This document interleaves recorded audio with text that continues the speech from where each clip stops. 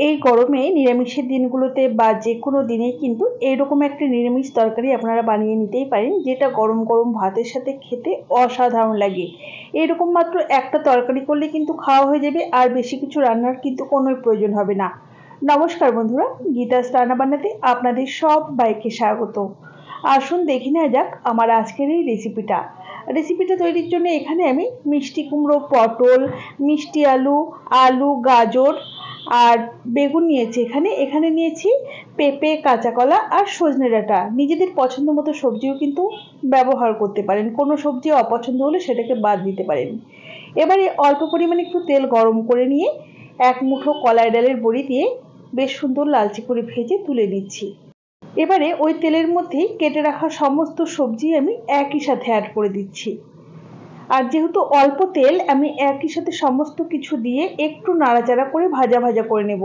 খুব বেশি সময় ধরে ভাজবার দরকার নেই, মোটামুটি 3-4 মিনিট সময় ধরে ভেজে নেওয়ার পর দিয়ে দিলাম স্বাদ মতো লবণ, পরিমাণ মতো হলুদ গুঁড়ো, হাফ চা চামচ পরিমাণ আদা বাটা আর স্বাদ মতো কাঁচা লঙ্কা বাটা।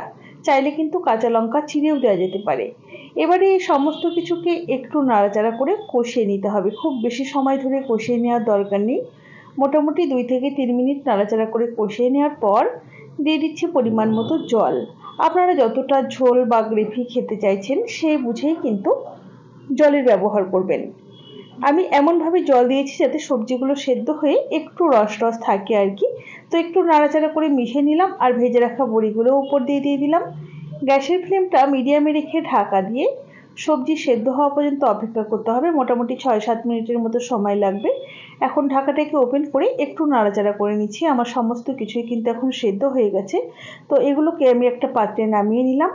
আর ওই কড়াইটায় রাপলে ধুয়ে গ্যাসে বসিয়ে খুব অল্প পরিমাণে একটু তেল দিয়ে গোটা জিরে, গোটা ধনে, শুকনো লঙ্কা আর তেজপাতা দিয়ে দিলাম। এবারে একটু নাড়াচাড়া করে ভেজে নিতে হবে এগুলোকে। গ্যাসের ফ্লেমটা এই সময় একদম লোতে রাখতে হবে যাতে মশলাগুলো পুড়ে না যায়। দেখুন বেশ সুন্দর ভেজে তেল ঝরিয়ে এগুলোকে তুলে নিচ্ছি। একটুখানি এভাবে তেলে ভেজে নেবেন, এতে করে কিন্তু খুব ভালো হবে। এবারে ওই মশলাটাকে অল্প জল দিয়ে আমি শিলে বেটে রাখবো। ওই কড়াইতেই আরও একটু তেল যোগ করে হাফ টিস্পুন পরিমাণ পাঁচফোড়ন দিয়ে ফোড়নটাকে মোটামুটি 20 থেকে 30 সেকেন্ড সময় ধরে ফ্রাই করে নেওয়ার পর সেদ্ধ করে রাখা সবজিটা দিয়ে দিলাম। একটু নাড়াচাড়া করে মিশিয়ে নিচ্ছি।